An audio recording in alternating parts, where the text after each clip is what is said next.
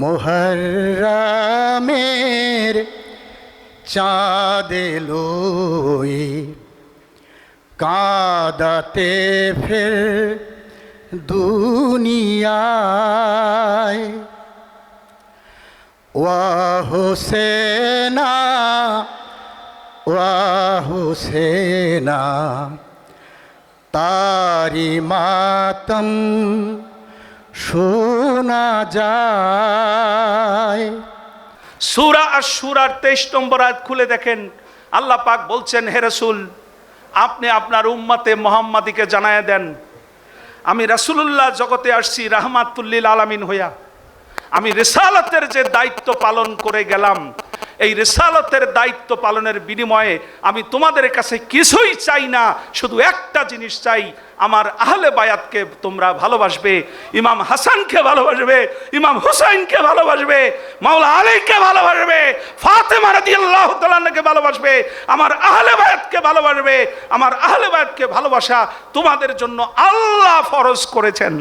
সঠিক পথের নির্ধারণ, সত্য মিথ্যার উদ্ঘাটন, লেবাসধারী মুনাফেকের মুখোশ উন্মোচন, কারবালাতে শিক্ষা দিল আত্মবিসর্জন। খাজা বাবা আনা সাগরের পানিকে ডাক দিছে, ইশারা দিছে, পুরা সাগরের পানি লোটার ভিতরে ঢুকে গেছে, ঠিক কিনা?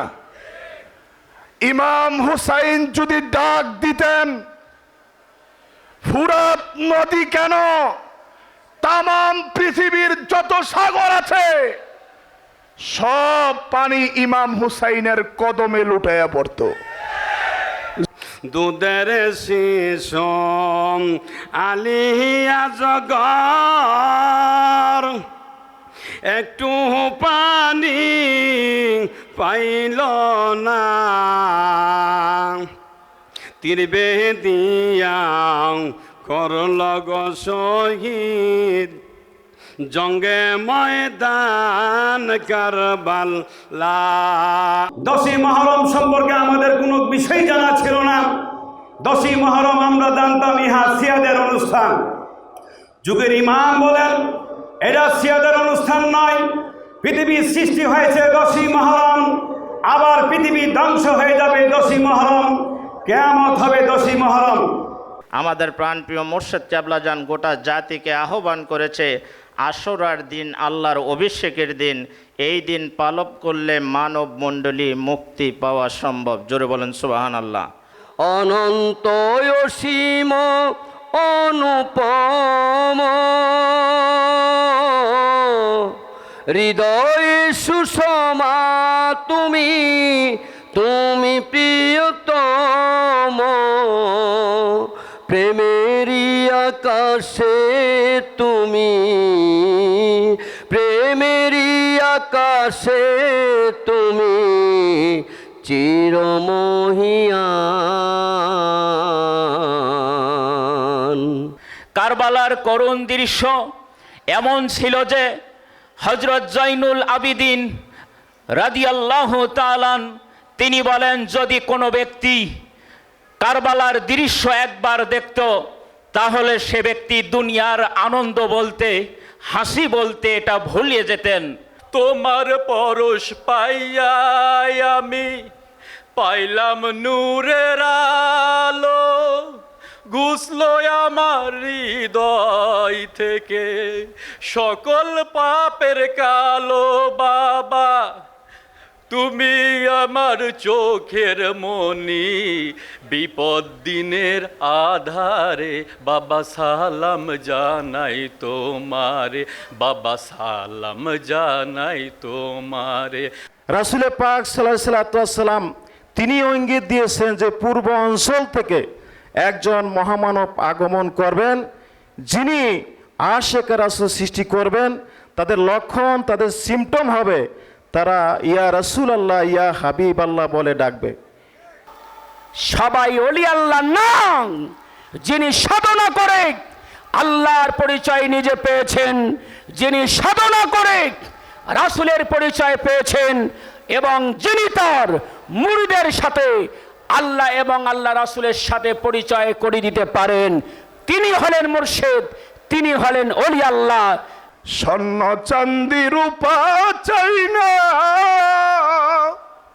চরণ দুলির এই কামনা, আশেক গণের মনের আশা ফুরাই দে ও মদিনাওয়ালা, মদিনার গোলামি আমায়। ইমাম হুসাইন রাদিয়াল্লাহু তাআলা আনহু যে আদর্শ রক্ষা করার জন্য নিজের জীবন দিয়েছেন, গর্দান দিয়েছেন, নিজের দেহকে তীরের আঘাতে, বল্লমের আঘাতে ক্ষত বিক্ষত করেছেন, তারপরেও ঈমান দেন নাই। হযরত মুহাম্মদ সাল্লাল্লাহু আলাইহি সাল্লামের মুহাম্মদ ইসলাম থেকে চুল পরিমাণ পিছপা হন নাই, মুহাম্মদ সাল্লাল্লাহু আলাইহি সাল্লামের আদর্শ থেকে চুল পরিমাণ পিছপা হন নাই। সেই আদর্শের কথা বাবা দেওয়ানবাগী এই আশুরার অনুষ্ঠান থেকে বিশ্বের মানুষের কাছে প্রচার করার জন্যই তিনি 10ই মুহররমে দয়া করে এই দেওয়ানবাগ শরীফ প্রতিষ্ঠা করে দিলেন। আলহামদুলিল্লাহ। মুর্শেদ কোনোদিন পুরাতন হয় না, বরং আরও বেশি সানানো, আরও বেশি ধারালো, আরও বেশি চৌকস, আরও বেশি ফলপ্রসূ। আগে দয়াল মাকে কদমবসি করার আমাদের কি সুযোগ ছিল? এখন অবারিত, কোনো বাড়িত না, কোনো বাধা নাই, বিপত্তি নাই, অবারিত বাবাকে মাকে আমরা একই সামিয়ানার নিচে পাচ্ছি। এটা আমাদের দুর্ভাগ্য না সৌভাগ্য? আপন গুণে দাও গো দেখা, প্রাণ জুড়ায় বারবার, প্রভু তোমার রূপ দেখিতে ব্যাকুল প্রাণ আমার।